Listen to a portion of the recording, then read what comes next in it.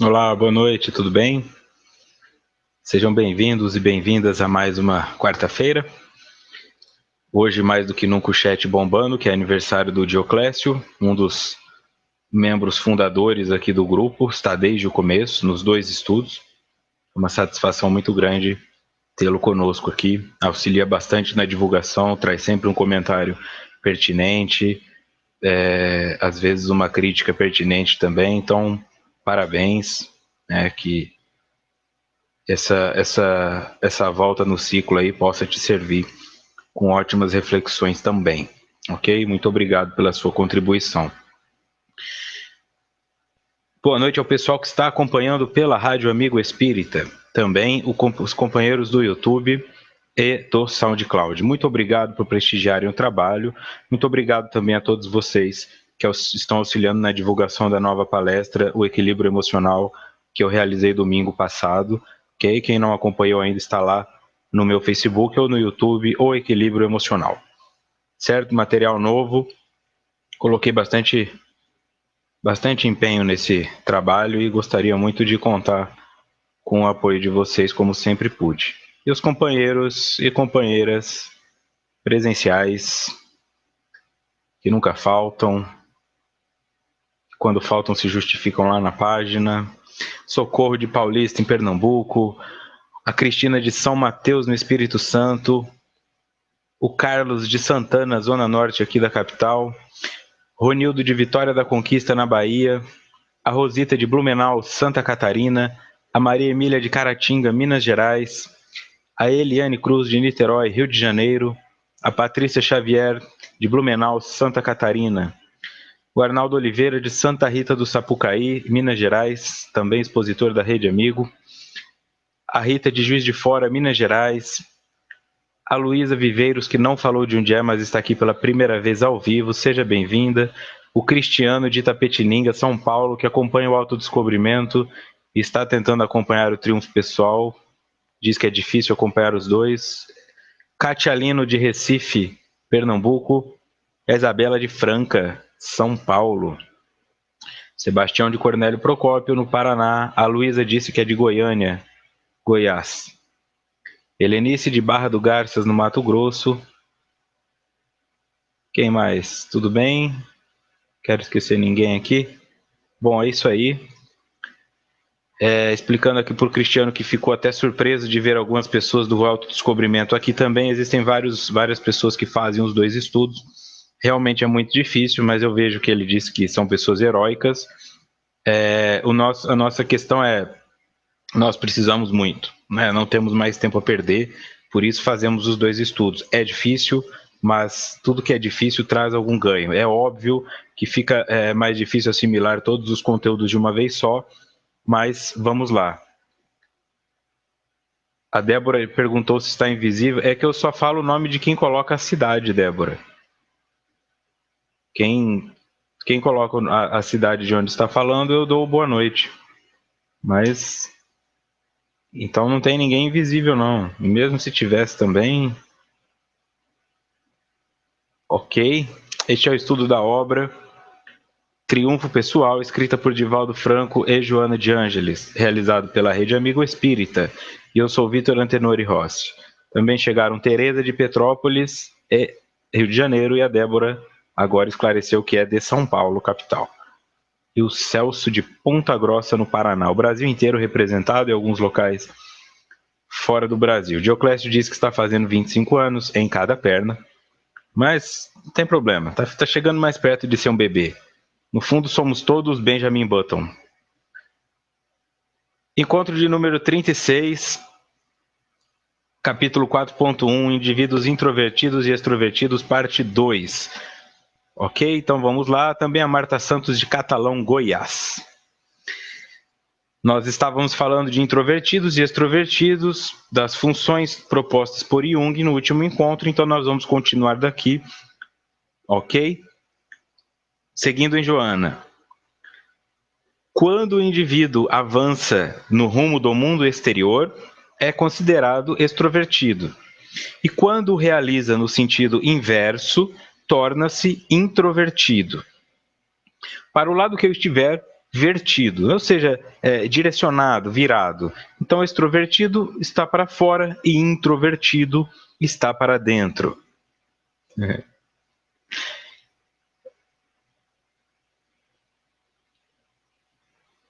A Mauralice diz que tem bastantes invisíveis acompanhando o estudo, e o Sebastião já disse que está quase um bebê, já tem 33,5 em cada perna. Seguindo. O primeiro é portador de uma atitude primária em relação à vida, enquanto o segundo mantém uma postura elementar interiorizada. Então, o indivíduo extrovertido, segundo Joana, é portador de uma atitude primária em relação à vida, enquanto o segundo mantém uma postura elementar interiorizada. Eu vou dar um passo à frente para que isso fique mais claro. Todo indivíduo, deste modo, possui intimamente as duas opções, podendo mesmo movimentar-se entre ambas. Nada obstante, sempre escolhe uma delas para a manutenção do seu comportamento, na qual extravasa suas necessidades emocionais. Aqui nós temos que pensar o seguinte: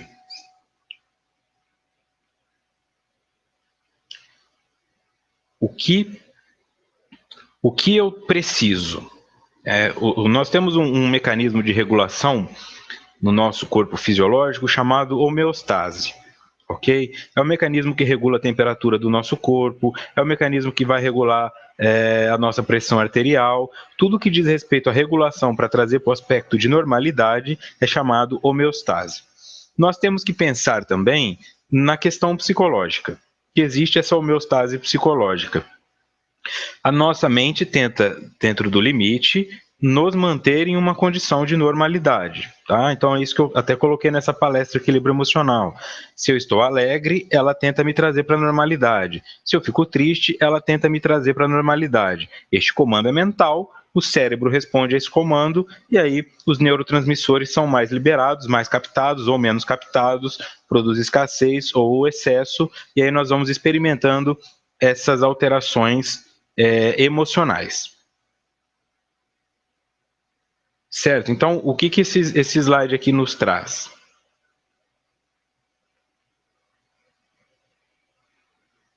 Todo indivíduo, deste modo, possui intimamente as duas opções, podendo mesmo movimentar-se entre ambas. Nada obstante, sempre escolhe uma delas para a manutenção do seu comportamento, no qual extravasa suas necessidades emocionais. Então começa por aí. Se eu sou extrovertido, significa que eu preciso buscar fora algo que falta dentro. Se eu sou introvertido, significa que o que está dentro de mim não necessariamente ressoa com o que está fora. Então, se eu sou introvertido, talvez eu olhe para as pessoas e eu pense, é todo mundo chato, ou todo mundo só quer saber de festa, ou todo mundo só fala de religião. Eu começo a não encontrar ressonância com as questões minhas no mundo exterior. E eu vou cada vez mais me isolando. Lembre o seguinte, o introvertido não necessariamente se isola fisicamente. Ok? Isso pode se transformar em uma consequência, mas você pode ter uma pessoa introvertida dentro de uma micareta, dentro de uma casa espírita com 2.000 pessoas. Ela está lá, todo mundo conversando com todo mundo, mas ela está introvertida, pensando apenas no que está acontecendo dentro de si. E da mesma forma, o extrovertido, ele pode estar sozinho na casa dele, não tem com quem dialogar, mas ele só fica pensando no que está acontecendo lá fora. A festa, a televisão, tudo o que se passa ali fora. Ok? Então, ambos aspectos não significa que um é correto e o outro é errado. Significa que eu tenho que identificar. Se eu sou introvertido, tem alguma coisa dentro de mim que eu preciso resolver. Ou eu cheguei a um ponto de desconexão com as coisas de fora. O mundo ficou cinza, o mundo ficou amarelado. E se eu sou extrovertido, pode ter alguma coisa dentro de mim da qual eu estou fugindo e evito entrar em contato. Então eu estou sempre em festa, eu converso com todo mundo, eu falo alto ou eu falo baixo, mas eu falo bastante, eu toco as pessoas para conversar com elas, tá? Sempre pensando nos extremos por enquanto. Deixa eu só falar um boa noite aqui também que o José mandou do YouTube. Para o Paulo Assis, do Grupo de Fraternidade Espírita André Luiz de Santana do Ipanema, em Alagoas. Seja muito bem-vindo também. Muito obrigado. Ok, voltando aqui. O primeiro é portador de uma atitude primária em relação à vida, enquanto o segundo mantém uma postura elementar interiorizada. O introvertido também não vai ter muita paciência com os filhos, não vai ter, vai ser meio robotizado no seu trabalho. Quando eu falo robotizado, ele vai para o trabalho. O pessoal quer sair para fazer um happy hour ou quer sair para fazer alguma coisa, ele normalmente não vai. Se vai porque tem essa obrigação, fica sempre no seu canto, ok? Quando nós observamos, isso eu estou falando agora como psicólogo, um setting terapêutico, na clínica terapêutica, o indivíduo extrovertido, ele costuma trazer aspectos de dor muito grandiosos, ok? É muito comum enxergar esse extrovertido entre os homoafetivos. Não todos, né? Mas tem aqueles gays que são extremamente extrovertidos. Eles são a alegria do grupo, colocam todo mundo para cima, estão sempre inventando jargões para fazer o seu nome, e eles vão crescendo, são ótimas pessoas de se ter por perto. Porém, quando eles estão consigo mesmos, normalmente tem muita dor, muita tristeza, tá? Não estou dizendo que é uma regra, mas é mais comum. Já o introvertido, que normalmente é aquela pessoa que parece ser triste, quietinho, às vezes ele abre a boca e ele solta umas coisas muito profundas, existenciais, religiosas ou de autodescobrimento, que até assusta o pessoal do grupo. Normalmente as pessoas acham que os introvertidos são pessoas que não têm o que comentar, que são tímidas, e na verdade eles estão dentro de si. Quando saem, costumam assustar. O extrovertido, na maioria das vezes, quando confrontado com aspectos internos, desmorona. Eu estou falando dos dois extremos. Aí aqui tem uma pergunta da Cristina, ou uma colocação. Uma pessoa pode ser introvertida e bem resolvida quanto ao seu modo de vida? Veja bem, o introvertido e o extrovertido, como eu disse, não é um problema. São apenas fenômenos. É como eu me relaciono com o mundo.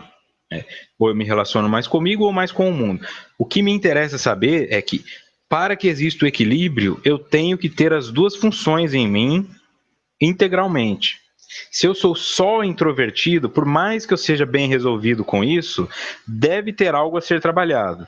E se eu sou só extrovertido e acho que eu não tenho problemas, que a vida é super fácil e super feliz, deve ter coisas a serem trabalhadas. O ideal é que eu consiga encontrar um equilíbrio entre elas, como é colocado nesse slide aqui.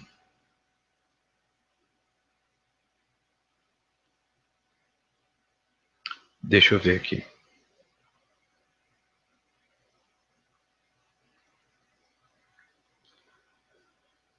O extrovertido prefere o meio agitado. Não, eu vou voltar um.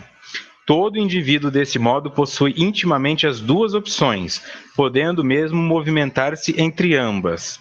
Nada obstante, sempre escolhe uma delas para a manutenção do seu comportamento, na qual extravasa suas necessidades emocionais. É isso que está sendo colocado aqui. Eu não sou introvertido, eu estou. Eu não sou extrovertido, eu estou. E o porquê eu estou é a pergunta que eu trago aqui. Se eu não fizer essa pergunta, eu passo a acreditar que eu sou extrovertido. E na verdade nós somos os dois. Nós escolhemos um destes aspectos para nos movimentarmos no mundo. E o porquê eu faço essa escolha determina do que eu estou fugindo, do que eu estou evitando, ou o que eu estou protegendo. Às vezes eu fico introvertido porque eu quero me proteger. Eu era extrovertido, fiz um monte de amizade, fui traído, fui enganado, fui passado para trás, e agora eu fico introvertido porque eu não quero mais que me machuquem, e vice-versa, tá? Às vezes eu era introvertido, não tinha nada, não tinha amigos, ficava sozinho, comecei a ser extrovertido e descobri que eu podia ter outras coisas. O ideal é que exista o equilíbrio, que eu saiba que os dois aspectos existem em mim e eu identifique se um dos dois predomina muito, o porquê disso. Isso pode me ajudar bastante. A bipolaridade, a Débora pergunta da bipolaridade, eu vou colocar aqui. O bipolar é assim ao extremo? Não. Nós temos que entender o seguinte: a bipolaridade, ela não tem a ver com isso. O depressivo, ele pode ser extrovertido. Tá? Ele está voltado para si, mas ele pode ser extrovertido. Tem depressivo que fica toda hora falando que vai se matar, tem depressivo que fica gritando dentro de casa, tem depressivo que fica postando em rede social da própria dor. Isso é extroversão. E tem o depressivo que se mantém dentro de si. Então, a bipolaridade, ela não tem a ver com com esse aspecto, necessariamente. A bipolaridade é uma doença que leva o indivíduo a agir entre mania e entre depressão, mas entre tudo que existe entre ambas. Ok? Então ele normalmente fica durante o estado depressivo, não é que ele fica na cama morrendo e não consegue fazer nada, tá? E eu falo isso porque eu tenho o diagnóstico de bipolaridade há mais de 15 anos e eu consigo fazer todas as minhas coisas normais. Eu passo por essas oscilações? Sim. Aqui nos estudos, quem estiver o olhar atento vai perceber claramente essas oscilações. Né? Ora eu engordo, ora eu emagreço, ora eu estou com o rosto mais brilhoso, ora eu estou com mais olheira. Essas são as manifestações da bipolaridade. Mas eu aprendi a conviver com elas. E hoje eu consigo fazer todo o meu trabalho sem medicação e sem acompanhamento específico, ok? Para a bipolaridade. Então, quando o indivíduo é bipolar, ele normalmente no estado depressivo, ele não percebe que ele está depressivo. Ele começa a querer guardar dinheiro, ele começa a querer namorar, ele começa a querer ficar mais em casa. E aí, quando ele vira para o estado da mania, ele gasta mais do que tem, compra coisas que não precisa, quer terminar o namoro para sair com os amigos. A vida dele fica oscilando nesse sentido. Os estádios, eles não são terça-feira é uma coisa e quarta-feira é outra. Tá? Essa coisa de acordar de manhã de um jeito e dormir à noite de outro não é bipolaridade, isso é ciclotimia. Bipolaridade é mais difícil de ser encontrado, não é qualquer pessoa que é bipolar, ok? Então, o bipolar não é essa coisa de introvertido, extrovertido. Todos nós somos. O bipolar também é, o depressivo também o que é normal clinicamente também é, ok? Mas isso não representa a bipolaridade. Eu posso ter uma pessoa que é introvertida mesmo na mania e extrovertida na depressão, ok?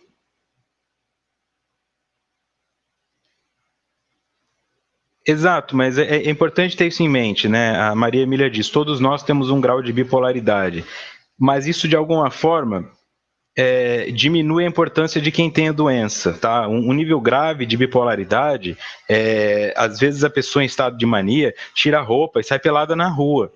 Tá? Eu já tratei casos de bipolaridade de uma garota que ficava deitada no quarto na faculdade e os rapazes da faculdade iam ter relações sexuais com ela. Entrava um, terminava, entrava o outro, terminava, pura e simplesmente porque a bipolaridade maníaca dela foi para ninfomania. Mas para alguns vão para compra. O bipolar totalmente descontrolado, ele acaba com a própria vida. Né? Não é uma coisa tão simples. Então não é, todos nós somos depressivos, todos nós somos bipolares. Não, nós temos que respeitar o diagnóstico clínico, porque senão faz parecer que o outro não tem o controle disso, que o outro está fazendo aquilo porque quer. A bipolaridade é algo muito sério, a depressão é algo muito sério. Então tem que tomar muito cuidado para confundir tristeza com depressão e oscilação de humor com bipolaridade, tá?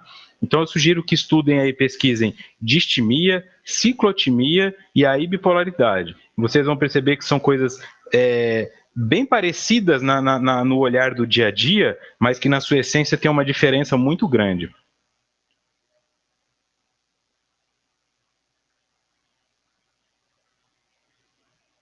Tem bastante confusão com relação à psicopatologia. Nós podemos pegar um dia para falar de psicopatologia, mas não, entende? Este é o ponto.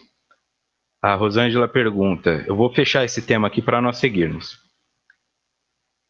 Tirar a roupa em público não é borderline? Este é o ponto. Nada é uma coisa ou outra. O diagnóstico ele se baseia em uma repetição de sintomas que dura por muito tempo.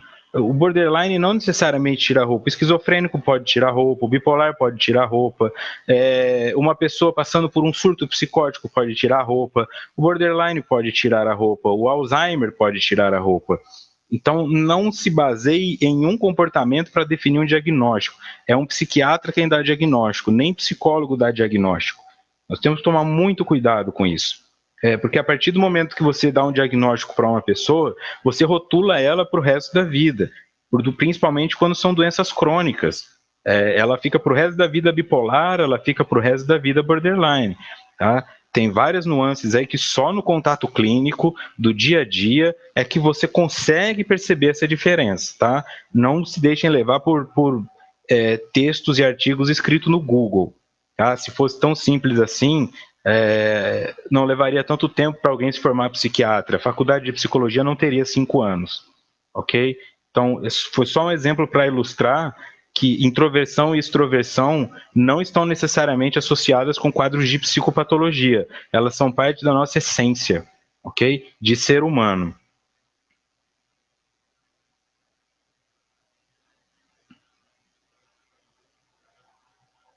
Continuando.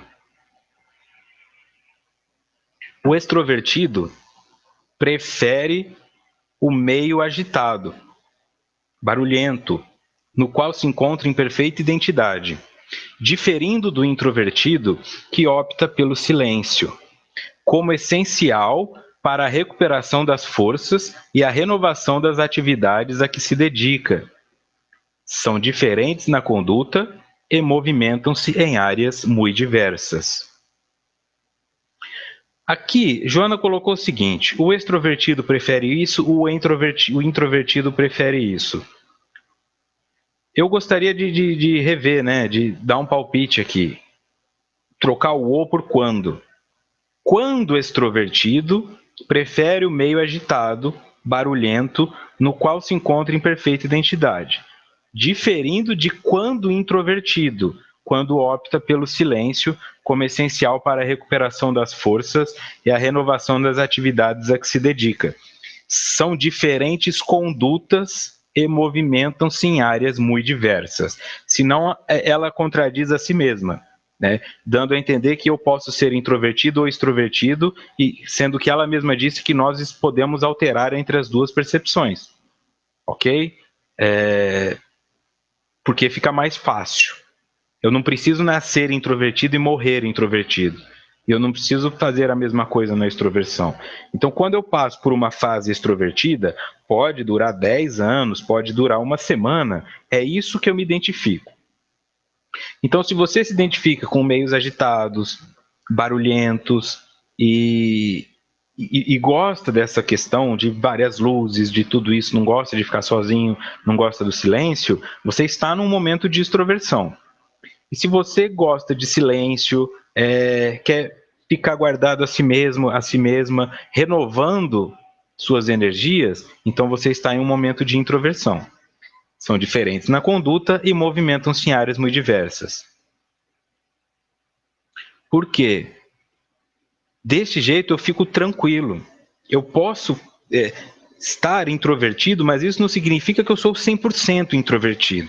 Pode ser 51, 49, pode ser 52, 48. Isso nos permite oscilar entre os dois aspectos e fica mais fácil para que eu faça uma leitura e evita isso que eu falei do rótulo. Eu sou introvertido. Pronto, a partir do momento que eu sou introvertido, eu não me sinto mais na obrigação de conversar com as pessoas, eu não me sinto mais na obrigação de fazer nada fora do meu campo de atuação. E nós estamos aqui justamente para triunfar pessoalmente, que este é o nome do livro. Se eu estou introvertido, porque de alguma forma eu me desconectei com o que está fora, e eu sei que eu não consigo chegar a ser um espírito superior sem integrar o que está fora, a introversão pode ser um momento para eu retomar minhas forças. Mas eu estou fazendo isso? Eu estou introvertido só ouvindo músicas depressivas com um quarto escuro? Ou eu estou introvertido, aquelas pessoas, por exemplo, que entram no metrô, entram no transporte público, em qualquer lugar, sempre com um fone de ouvido? Isso é introversão.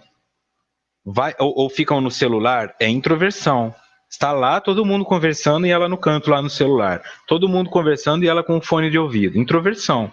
Tá? Quando vê esses jogadores de futebol descendo do ônibus para o estádio, todos eles descem com fone de ouvido. Alguns nem estão realmente ouvindo música, mas é uma forma de dizer para o outro: não se aproxime porque eu não estou disposto a te ouvir. Isso é introversão. Ok? Já o extrovertido costuma ficar procurando coisas para conversar. Alguém parar do lado dele: o dia tá quente hoje, né? E aí, como é que foi o Palmeiras? Como é que foi o Grêmio? Como é que foi? Compreende?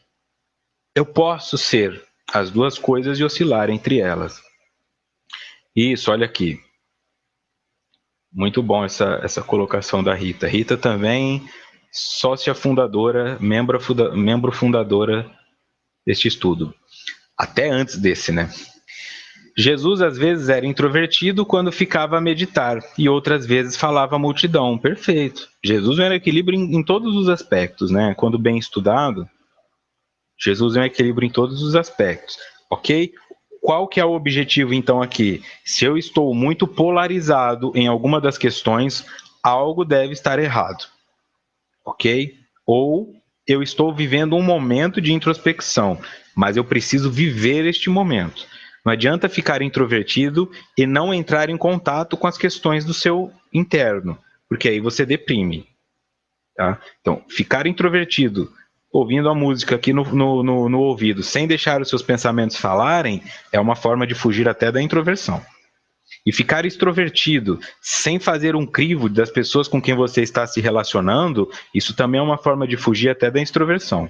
Tá? Você acaba ficando uma pessoa que só você fala alto, você domina todas as situações e nem sempre isso é bem-vindo. O equilíbrio é o caminho ideal. Saber o momento de falar, saber o momento de calar, saber ouvir a voz interior e saber ouvir a voz que vem de fora das outras pessoas, dos comentários e dos feedbacks. Mais uma pergunta. Carla Kozlowski. A timidez tem relação com isso? O extrovertido pode ser tímido? Pode. Pode. Porque também voltando, para que eu conseguisse chegar a ser palestrante, eu tive que vencer a timidez. Porém, eu sempre fui uma pessoa muito tímida, mas muito tímida mesmo, de chegar a desenvolver uma fobia social na adolescência. Só que quando eu estava com os meus amigos, aqueles 3, 4 quem eu confiava, eu praticamente não parava de falar. Eu era esse ser insuportável para os outros. Tá? Depois eu fui aprendendo a ter um controle. Mas quando eu saía do grupo dos meus amigos, eu era o esquisito, porque eu não conversava com ninguém, só ficava olhando. Então, a minha timidez não define se eu sou introvertido ou extrovertido. Ela é apenas uma outra característica. Quando eu trato a minha timidez, isso não me transforma em extrovertido. Então hoje eu consigo ir para um seminário e ficar 3 horas falando. Quando acaba o seminário, vai todo mundo comer pizza e eu consigo ficar 1 hora só ouvindo. Tá? Isso foi uma coisa que eu treinei, isso foi uma coisa que eu percebi que devia acontecer. Se eu ficava só quieto, eu perdia muito e não era visto. Se eu só falava, eu também ficava invisível, porque chega um tempo que as pessoas não te ouvem mais. Eu consegui alcançar esse equilíbrio, ainda em fase de estruturação, mas respondendo a sua pergunta, uma coisa não tem a ver com a outra.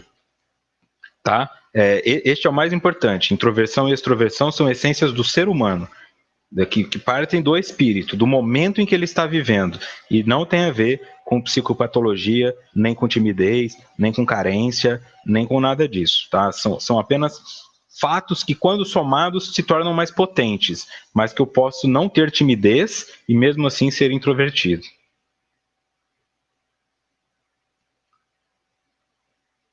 Veja bem, quando um tímido, por exemplo, ele é tímido, ele não consegue conversar com as pessoas, então ele está lá no fundo da sala de aula, mas ele não é introvertido. Ele quer falar com as pessoas. Ele fica rindo das piadas dos outros, ele fica olhando para as meninas ou para os meninos, ele fica olhando para o professor, ele fica fantasiando um monte de coisa na cabeça, ele não está olhando para si. Ele só quer conseguir viver aquilo, mas ele não pode. Então ele é tímido, extrovertido. Mas a timidez impede que ele manifeste a sua extroversão. Então, como são caminhos opostos, o pessoal está perguntando aqui, e nós já estudamos a projeção de sombra, é natural que um incomode o outro. Se você está numa mesa com um extrovertido, em nível desequilibrado, totalmente extrovertido, que ele fala, tem 10 pessoas na mesa, ele fala, de vez em quando um outro fala, e lá na outra ponta tem um introvertido, também em desequilíbrio momentâneo, normalmente quando acaba o assunto, o que o extrovertido faz? E você? Você não fala nada? Só fica quietinho aí? Tá me analisando? O que tá acontecendo aí? Fala alguma coisa. E aí o introvertido, me deixa quieto aqui. Não quero falar. Me deixa em paz. Então eles normalmente não se gostam muito, ok? Porque um acaba puxando o outro para perceber a si mesmo. Isso é muito comum, né? Quem é introvertido e gosta de ficar quieto sabe do que eu estou falando. O extrovertido te expõe de uma hora para outra, vira o holofote para você e fala: e aí, agora dê o seu show. E nessa hora, se a pessoa for sarcástica ou irônica, ela costuma machucar bastante o extrovertido, causar uma saia bem justa. Certo.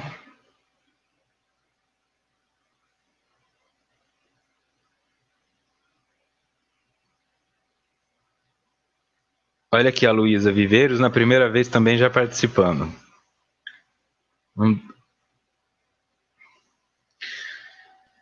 Às vezes as pessoas introvertidas são rotuladas de arrogantes, que não querem se misturar, como se isso fosse um problema. Exatamente. E alguns extrovertidos são rotulados como humildes, gente boa, gentil, e na verdade uma coisa não tem a ver com a outra, ok?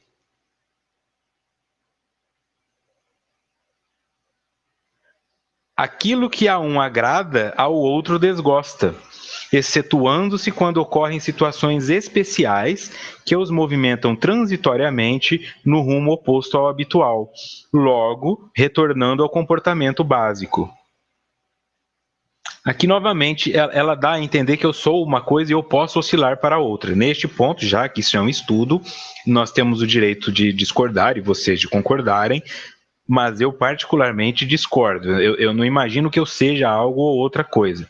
Eu imagino que, às vezes, eu sou introvertido, passo para a extroversão e posso ficar lá por muito tempo, talvez até desencarnar. Então, não significa que sempre que termina o meu momento de extroversão, eu volto para o comportamento básico. A meu ver, o comportamento básico é a neutralidade. Eu fico introvertido, neutro. Extrovertido, neutro. Mas eu sempre volto para a neutralidade. Se eu volto para um dos polos, isso é desequilíbrio. Tá? Novamente, fica a critério de cada um tomar como base o que pensa. Eu penso dessa forma. Então, quando eu transito entre essas faixas, pode haver um problema também. Tá? Vamos supor, existem relações que funcionam bem. Eu não lembro o nome daquele peixinho que fica seguindo o tubarão e se alimentando do que está em volta do tubarão. Tem algumas aves também que ficam ali ajudando o elefante, a vaca, a se limpar dos insetos. Então, eu não lembro o nome dessa relação agora, né? É uma relação de troca onde um influencia o outro. O tubarão não come o peixinho, ninguém come o peixinho porque ele está perto do tubarão e ao mesmo tempo ele limpa o tubarão onde ele não poderia alcançar. Se alguém souber o nome dessa relação, porque ela tem um nome, eu agradeceria. Existem relações criadas assim que o extrovertido e o introvertido se encaixam, porque um faz o que o outro não quer fazer. Então eles saem juntos e se dão bem.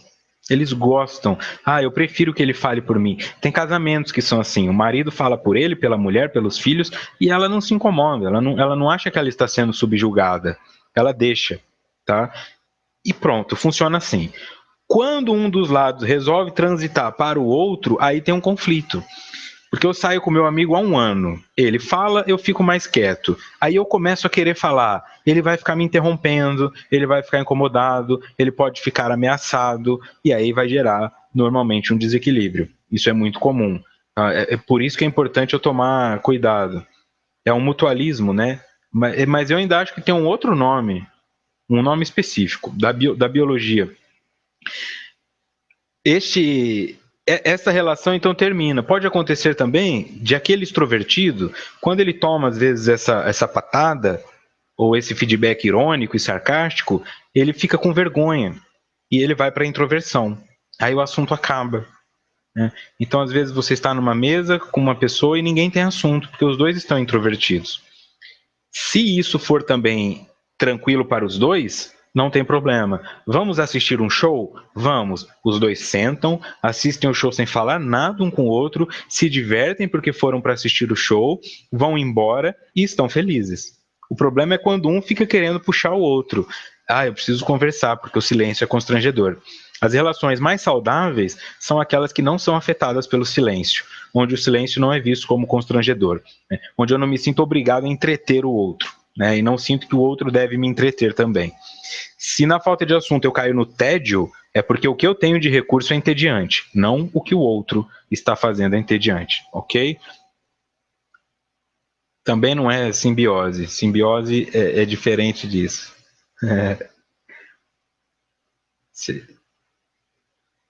Comensalismo, mutualismo. Ah, eu não lembro.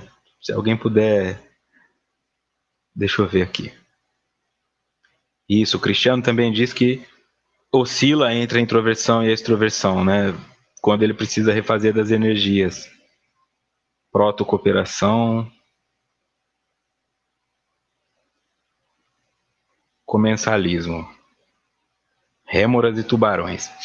O pessoal aqui está concordando com isso, então fica desconfortável, ok? Se eu não consigo lidar com o silêncio, então eu tenho que aprender a conviver com o meu silêncio, né? Não sentir que eu sou um bobo da corte na relação. Ah, eu chamei você para sair, então eu tenho que fazer você dar risada, eu tenho que te entreter o tempo todo. Não é bem assim, tá? Fica uma pressão muito grande às vezes para um dos lados.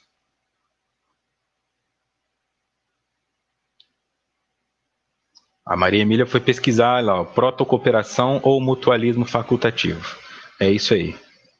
Valeu, muito obrigado. Essa relação, então, entre o peixe entre a rêmora e o tubarão não vai mudar, porque não vai chegar um momento em que a rêmora quer comer o tubarão. Só que essa relação entre marido e mulher em algum momento pode mudar, em algum momento o filho pode mudar. Normalmente na adolescência isso muda. Aquela criança que era boazinha vira um adolescente falador, questionador, rebelde, e aí é onde costumam haver os conflitos, né? Porque até então a mãe falava, fica quieto, ele ficava. Agora ela fala, fica quieto, e ele fala mais alto. E ela não tolera muito isso. O adolescente oscila bastante entre introversão e extroversão. Ok? Então aquilo que a um agrada, ao outro desgosta.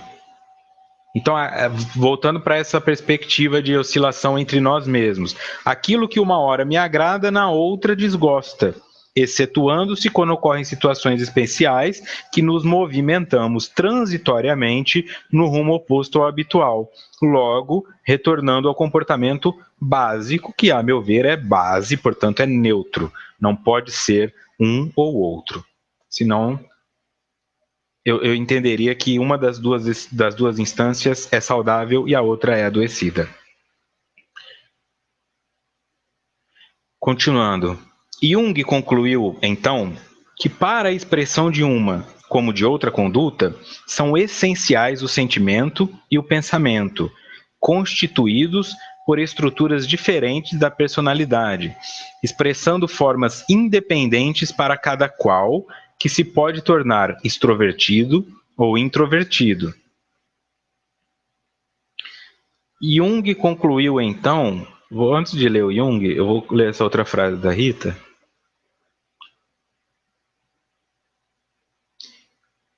O calado incomoda porque nunca sabemos o que eles estão sentindo em relação a nós. Esta é uma grande ilusão. Sabe por quê, Rita? Porque o extrovertido, ele fala, mas ninguém garante que ele está falando a verdade.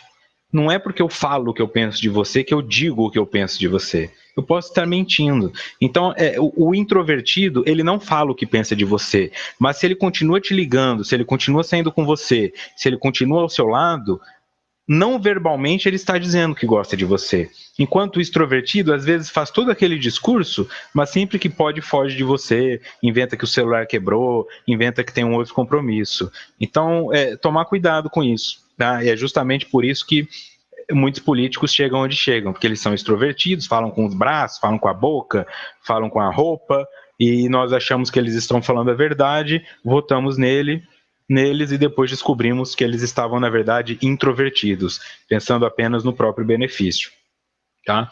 Então, eu particularmente prefiro uma pessoa silenciosa que se mantém ao meu lado do que uma falastrona que fica me elogiando, mas sempre que pode arruma uma desculpa para não estar comigo.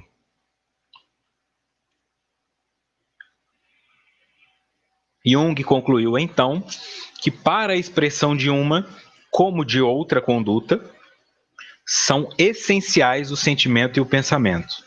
Bom, então se eu estou expressando extroversão ou introversão, isso está ligado ao que eu sinto e ao que eu penso, constituídos por estruturas diferentes da personalidade, expressando formas independentes para cada qual, que se pode tornar extrovertido ou introvertido. Então, o que define se eu sou introvertido ou extrovertido não é a timidez, não é a minha psicopatologia, é a forma como eu sinto o mundo e a forma como eu penso sobre isso.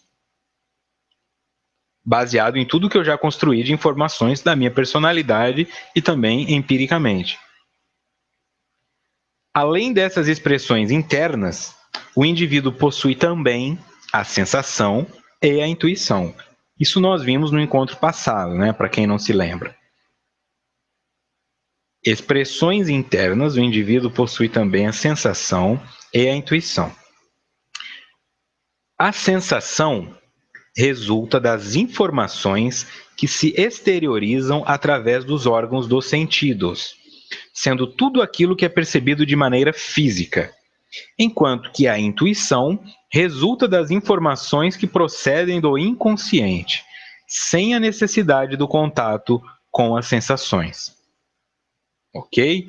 Então, isso também está lá na palestra, coincidentemente.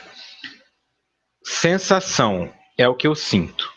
Órgãos dos sentidos, tá? O que eu vejo, o que eu ouço, o gosto e o aroma e o que toca na minha pele ou o que eu toco com as mãos, tá? Se tem a ver com os meus 5 sentidos, é uma sensação, porque eu sinto frio. Né? Na verdade, eu não sinto frio, eu sinto o ar frio tocando a minha pele e isso, com o tempo, vai se transformando em uma informação de que está frio, porque a minha temperatura corporal baixa. A minha homeostase, como eu disse, tenta regular essa temperatura. Se ela não consegue, ela vai me influenciando inconscientemente a buscar auxílio nisso. Então eu vou me encolhendo, eu começo a passar a minha mão em mim, isso eu faço. Ninguém vai morrer congelado em pé com os braços esticados. Sempre que você encontrar uma pessoa que morreu congelada, ela estará encolhida em posição fetal ou agachada com a cabeça nos joelhos, porque isso é automático, tá? Isso é homeostase. Isso é parte da nossa pulsão de vida, segundo a psicanálise. Nós não nos permitimos morrer sem lutar, ok? Então, a partir do momento que eu sinto, eu começo a ter essa sensação. Sendo tudo aquilo que é percebido de maneira física, enquanto que a intuição resulta das informações que procedem do inconsciente, sem a necessidade do contato com as sensações. Vamos lá. Nós temos a intuição e nós temos o insight. Tá? A tradução de insight significa olhar dentro. É aquilo que eu vejo dentro. O que é importante nós construirmos aqui? A intuição é uma informação que vem de fora e movimenta algo dentro. Tá? Então eu posso ser intuído por um espírito. Só que esse espírito só pode me intuir acerca de coisas que eu já detenho o conhecimento. Mesmo que seja de outras vidas e esteja lá no meu inconsciente. Física nuclear. Se eu sou psicólogo, mas se eu trabalhei com física nuclear em algum momento, em alguma constelação, essa informação está em mim e eu posso acordar pensando, nossa, resolvi um problema da humanidade. Então isso seria intuição. O insight, quando a pessoa fala eu tive um insight, é porque ela olhou para dentro e enxergou isto. Ok? Então a intuição é uma informação que vem de fora e movimenta algo que está dentro. E o insight é quando eu olho para dentro e enxergo algo que estava lá. Portanto, o insight é autônomo, eu faço eu comigo mesmo, e a intuição depende de um fator externo. Tá? O Dioclésio lembra, muitos moradores de rua nessa posição do fetal.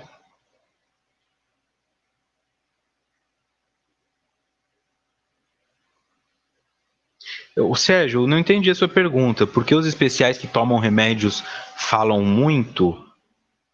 Eu não tenho tanto contato. Eu preciso que você me defina o que é especial, né? Se é alguma síndrome específica, alguma demência específica, alguma deficiência específica, porque eu não sei, eu não tenho contato com esse público, mas primeiro eu preciso definir o que é especial. Doentes mentais, também não posso dizer, porque uma pessoa doente mental, para mim, psicólogo é toda pessoa que tem uma psicopatologia, né? Então um depressivo é um doente mental. Se tem uma doença que é na mente, ele é um doente mental. Se você está falando de retardo mental, aí fica mais fácil de eu compreender.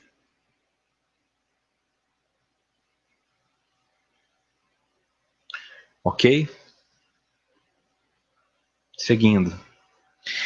Classificando em 4 essas funções, situa o indivíduo no mundo objetivo, elucidando, no entanto, que a sensação e a intuição são funções perceptíveis, usadas pelo sentimento e pelo pensamento, encarregados de decodificá-las e classificar todas as informações adquiridas que o sentimento atribuirá significado e valor específicos. Então, para eu fechar a pergunta do Sérgio, ele diz que é relacionado ao retardo mental, por que falam muito os que tomam remédio? Eu não posso te responder isso porque eu não tenho contato com pessoas com retardo mental. Eu trabalhei na área da dependência química, da saúde mental, do transtorno mental, mas o retardo mental eu não tive contato, então eu não sei qual é o índice de pessoas com retardo mental sob efeito de medicação que se transformam em extrovertidos. Eu vou ficar devendo essa informação.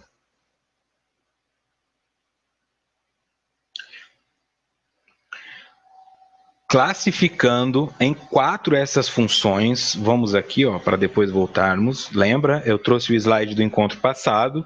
Para quem está acompanhando no YouTube já está fresco na mente, porque às vezes a pessoa assiste 2 seguidos, mas para nós que já estamos há uma semana, não custa relembrar.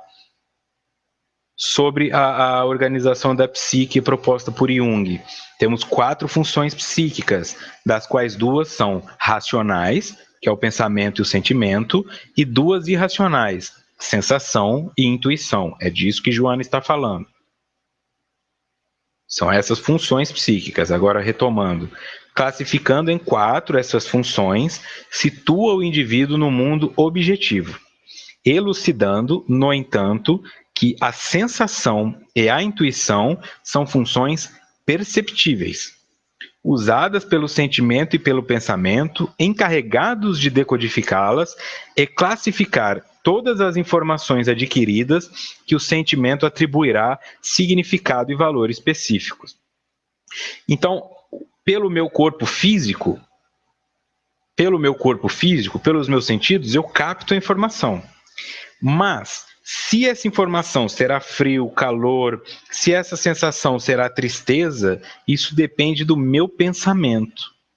É o meu pensamento colocado ali que vai definir o sentimento, porque são racionais. É claro. Se ninguém te ensinasse o que é tristeza, você não saberia o que é tristeza. Você nomeia isso quando o seu pensamento faz essa associação. Então, esta mesma situação de dizer assim, quem tira a roupa na rua é isso ou aquilo, é às vezes o que nós fazemos com o sentimento. Vem um sentimento X que me dá vontade de chorar, e eu imediatamente falo, isso é tristeza. Mas talvez não seja. Talvez seja melancolia, talvez seja saudade, talvez seja alegria, mas eu vou determinando pelo meu pensamento. Então a sensação ela é neutra, ela faz a informação. Quem faz essa decodificação, então, é o pensamento e o sentimento, porque eu transformo isso em informações com as quais eu possa trabalhar. É isso que um terapeuta auxilia a pessoa a fazer e que precisa que ela também se desenvolva a fazer para que a terapia funcione bem. Me fale sobre as suas emoções.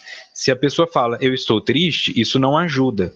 Quão triste você está? Você está tão triste a ponto de pensar em suicídio ou de matar alguém? Ou você só está triste a ponto de sentar um pouquinho na sua sala até isso passar?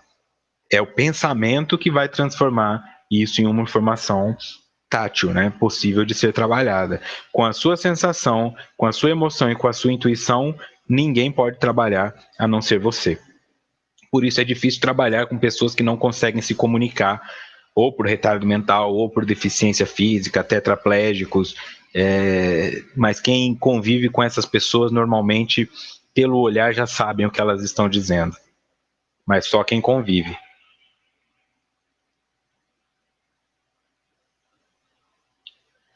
Ok? Então, o pensamento, as decisões são determinadas pelo conhecimento intelectual e pela lógica racional. Sentimento, o sujeito avalia as coisas subjetivamente através da emoção. São, portanto, racionais. E as que são irracionais, a sensação, as informações são apreendidas pelos órgãos sensoriais, portanto, você não precisa se esforçar para que isso aconteça, você vai sentir frio, calor ou tristeza, querendo ou não. Por isso elas são irracionais, não há aplicação de razão. E intuição. A percepção dá-se por vias inconscientes através de pressentimentos e impressões. E isso você também não tem controle sobre. Que dirá as mães quando os filhos saem de casa à noite para ir para a festa, né? Altas impressões e pressentimentos. Eu tenho um pressentimento que algo errado vai acontecer, filho. Aí elas falam assim: coração de mãe não se engana. Mas na verdade, pensa bem. Existe uma conexão sim entre mãe e filho, ok? Não vamos excluir isso. Toda vez que o filho sai, a mãe fica com medo que ele morra, que ele use droga, que aconteça algo. O dia que acontece, ela vai poder dizer que o coração de mãe não se engana, mas ela se esquece dos outros 5 anos onde isso não aconteceu. O garoto ficou 5 anos saindo sem morrer. Aí um dia ele saiu e morreu. E ela fala: tá vendo? Eu não devia ter deixado ele sair. Eu não devia ter entrado naquele avião. Tem que tomar cuidado com isso, tá? Agora, existem aqueles pressentimentos que são extremamente assertivos. A pessoa imagina que o avião vai cair e aquele avião cai. Aí sim, tá? Porque se eu fico acreditando no meu pressentimento, isso se transforma em uma fobia. A minha intuição, ela vem para me ajudar, mas ela é irracional. Se eu não aplicar o crivo da razão nela, ela se transforma ela não se transforma em um sentimento, ela se transforma em uma emoção. Bom, por 10 vezes eu achei que meu filho ia morrer e nas 10 ele voltou para casa. Agora eu acho que ele vai morrer, então eu não preciso acreditar nisso. Senão você constrói para si mesmo, para si mesma, um momento em que isso vai ser verdade. E é muito doloroso ficar esperando algo acontecer. Tá? Aplicar o crivo da razão.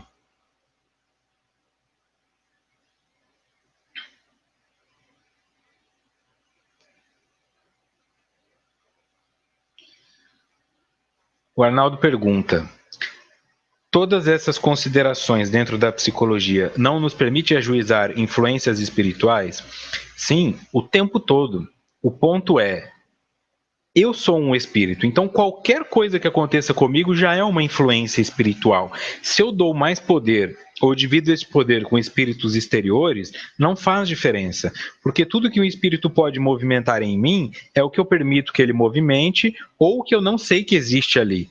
Tá? A influência espiritual, tudo que eu estou fazendo neste momento é uma influência espiritual do meu espírito. Isso para a psicologia profunda é o mais importante. Mas você tem um obsessor. Ok, por que este obsessor está aqui? Mas você está sofrendo influências negativas de espíritos inferiores. Sim, mas se essas informações chegam até mim, é porque o meu espírito é inferior. Então, tanto faz. Se eu tirar todos eles de perto de mim, eu continuo sendo inferior. Se eu for trazer isso ao pé da letra, são aqueles indivíduos que não saem de centros mediúnicos e toda semana tiram um obsessor dele. Você que trabalha ou já trabalhou como mesa mediúnica sabe do que eu estou falando.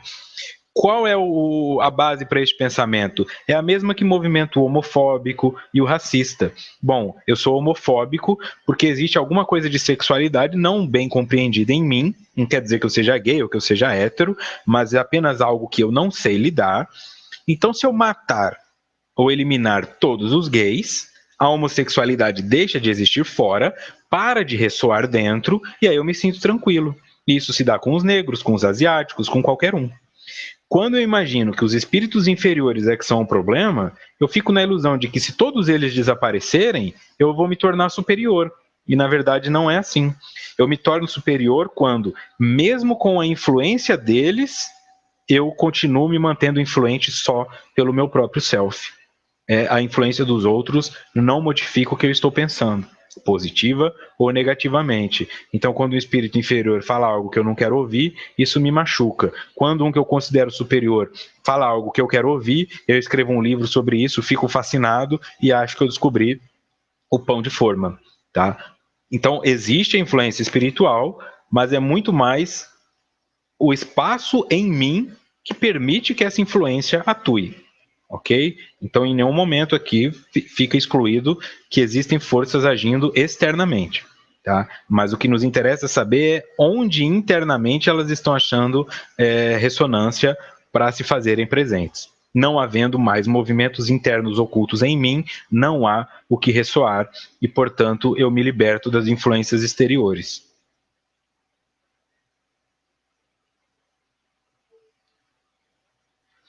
Continuando agora no livro.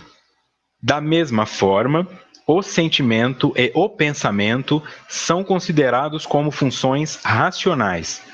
A sensação e a intuição, no entanto, passam a ser denominadas como funções irracionais, constituindo mecanismos de acesso ao mundo externo para que o pensamento e o sentimento possam agir. Ok? Isso que nós já falamos de sentimento e pensamento são funções racionais, não há como ter um pensamento, o pensamento exige uma construção racional, né? Penso, logo existo, e existir é racional. A partir do momento que eu penso, eu começo a existir no mundo. Se eu não penso, eu sou um vegetal absorvendo sensações. Tá? Então, uma pessoa que não pensa, ela não existe no mundo. Ninguém pergunta a opinião dela, ninguém se lembra dela, ela fica invisível. Tá? Uma pessoa com, por exemplo, com limitações máximas neurológicas que não consiga pensar aos nossos olhos, ela está fazendo este movimento dentro de si, mas que ela não se manifeste, ela nunca vai ser presidente, ela nunca vai ser diretor de empresa, ela nunca vai ser nada, porque ela não existe para a sociedade. Tá? Ela existe para si e está se reconstruindo, tomando forças para voltar a se movimentar na sociedade. Tá? Então, quando eu penso, eu dou minha opinião, ou eu formo alguma relação com a informação ou com a sensação que me foi trazida, e eu construo isso um pensamento, eu passo a existir no mundo. E para o mundo. A sensação e a intuição passam a ser denominadas como funções irracionais, constituindo mecanismos de acesso ao mundo externo, para que o pensamento e o sentimento possam agir. Portanto, elas funcionam como coletoras de informação, coletoras de matéria-prima. Elas absorvem o que está sendo trazido e se houver os recursos racionais em mim, eu penso. Então, quando a pessoa fala, eu só penso besteira, é porque só existem essas informações racionais em você.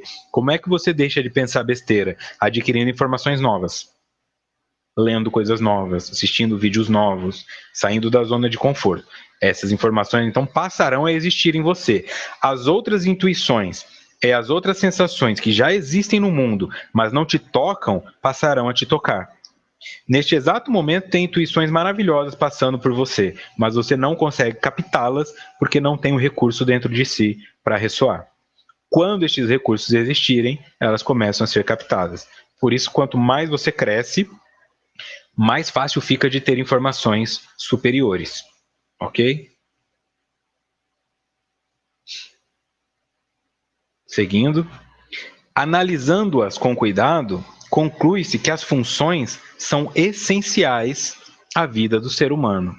Eu não posso viver sem sensação, sem intuição, sem pensamento. Né? Eu não consigo ir sem o sentimento.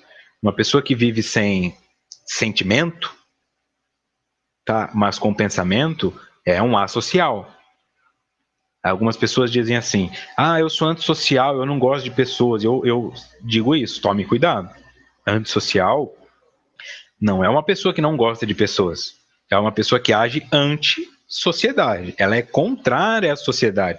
Antissocial, na terminologia psiquiátrica, são os psicopatas e os homicidas. Tá? Se você, a sociedade tem suas leis. Se você não concorda e vai contra elas, interferindo no direito dos outros, você é um antissocial. Todo antissocial que se manifesta antissocialmente tem que ir para a cadeia. Então, mas eu não gosto de pessoas. O que eu falo? Você pode se dizer uma pessoa reservada. Se você teme entrar em contato com pessoas, morre de medo de pensar em ir numa festa, você pode começar a pensar em uma fobia social. Mas antissocial são criminosos. Tá? Eles não têm o sentimento. Por algum motivo está embotado, por algum motivo essa conexão não se realiza. Mas eles têm o pensamento. Um serial killer, ele pensa muito bem sobre o que ele faz. Ele consegue matar 8, 9, 50 pessoas até que a polícia o encontre. Então ele não está fazendo aquilo de forma automática.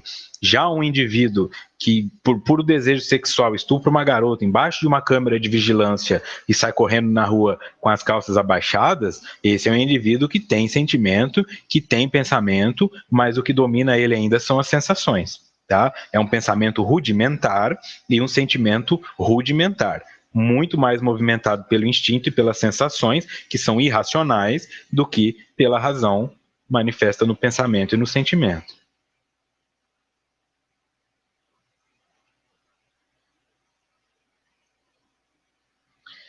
Ao denominar algumas como irracionais, não o fez com o objetivo de as subestimar, pelo contrário, o de demonstrar-lhes o automatismo através do qual se expressam e que se faz independente da razão. Tá? Sensação e intuição coletam tudo que está ao nosso redor. Se nós vamos gostar ou não, problema nosso. Esta é a verdade. Então, quanto mais eu evoluo internamente, mais eu cresço e menos sombra eu trago, mais fácil de me conectar em coisas positivas. Minha sensação continuará pegando tudo, mas algumas coisas ficarão invisíveis para mim. Aquele tema que eu bato sempre. Então, quando eu ouvir que uma pessoa foi assassinada, essa informação chega para mim. Chega o assassino, chega a vítima. Eu vou me conectar com a vítima e não com o assassino. Tá? Uma pessoa foi assassinada. Puxa, coitada, será que ela está sofrendo? Um cara matou uma pessoa. Nossa, que situação que ele arrumou para si mesmo na lei de causa e efeito. Quando você olha o que está acontecendo na política hoje, para realmente ter um sentimento de compaixão, porque calculo que todos esses indivíduos estão angariando para si mesmo. Se eu olho para isso, quero pôr fogo em Brasília, quero matar essas pessoas, eu ouço umas coisas bem violentas no Facebook, né? Tem que matar, tomara que essa pessoa se mate. Não precisa. É só olhar para a lei de causa e efeito, perceber todo o mal que elas estão construindo para si mesmas e se conectar com o que você pode fazer de bom para elas, porque virá uma dor terrível ao desencarnar. Mas e para mim? Será que não vem também? Será que eu sou tão bom assim para sair purificando os outros com o fogo eterno da minha palavra? É nesse sentido, tá? Então, a intuição e a sensação coletam as informações do exterior automaticamente, sem crivo nenhum, e o que produz esse crivo do que vai me afetar ou não é o meu pensamento. Tá? Então, o meu pensamento associado à razão gera em mim um sentimento. Tá? Os dois vão se alternando, ok? Então, o meu sentimento também diz respeito ao que eu penso. Se eu sou uma pessoa inferior, o meu sentimento é sempre inferior. Se eu sou uma pessoa superior, o meu sentimento é sempre superior. Mas eu não estou absorvendo informações que só eu vejo. Eu estou absorvendo as mesmas, mas eu tenho uma capacidade de depurá-las diferente dos que ainda estão em estágios inferiores. Então, o que nós precisamos para crescer não está em planetas superiores, está aqui, mas nós não enxergamos isso porque ficamos preocupados em angariar lucros associados a gemas, a pedras preciosas, a valores materiais, e não conseguimos perceber oportunidades milionárias para o espírito que estão o tempo todo à nossa frente. Mas estamos aqui justamente para começar, pouco a pouco, a olhar para elas, e quando fizermos isso, seremos todos ricos e as pessoas ao nosso redor talvez não saberão como estamos satisfeitos com o que temos e virão perguntar como é que você pode se sentir feliz dirigindo um carro velho desse. E aí você vai dar um sorriso e vai falar para ela: assista o estudo número 1 do Triunfo Pessoal e siga em frente, porque quando você acabar, você entenderá. Ok? Próximo encontro no dia 4 de maio, Indivíduos introvertidos e extrovertidos, parte 3. Mais uma vez, um muito obrigado à Rede Amigo Espírita pelo espaço, ao Arnaldo Oliveira também por estar aqui prestigiando o estudo e a todos vocês que sempre estão aqui desde o começo, muito obrigado por este apoio. Ao pessoal da Rádio Amigo Espírita, do YouTube, do SoundCloud, uma ótima noite, um muito obrigado, que tenhamos uma bela semana. E vocês, amigos de sempre aqui, vários e vários comentários, infelizmente não dá para ler todos, muita gente chegando, sejam todos muito bem-vindos. Tenham todos vocês uma ótima noite, um grande abraço e muita paz.